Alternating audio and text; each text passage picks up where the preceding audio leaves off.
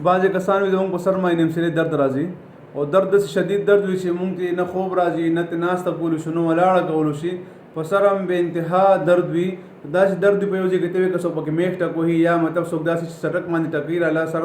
نو ولا خوب خوند ورکوي نه ولاړه خوند ورکوي نه سملاستر خوند ورکوي بالکل ته بیخي هغه بېچینه وي نو که چېرې چاته داسې مسله وي سر درد وي او ښه کېږي نه ورسره نو د دې لپاره بهترین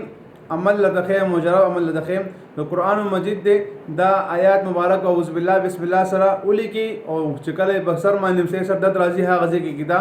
آیات مبارک دا دی والله غالب على امره ولكن اكثر الناس لا يعلمون والله غالب على امره ولكن اكثر الناس لا يعلمون دا آیت مبارک ولیکا او یو لسپرا یا اوزل پلاسونو باندې دم کا واغه لاسونو په غزي باندې راکا نو سر درد په هغه ټیم فورن نو کیږي الحمدلله به حد مجرب عمل له او به انتها مفید عمل له د عملو کې ان شاء الله چاته چې په سر درد وي د غسیم منمسره درد وي او دته به آرام وي نو دوی ان شاء الله پیدا ملاويږي الله تعالی مو خوشاله کله تعالی مو تاسو نازل شي الله تعالی مو تاسو باندې خپل شان مطابق پر دی وایي السلام علیکم ورحمت الله وبرکاته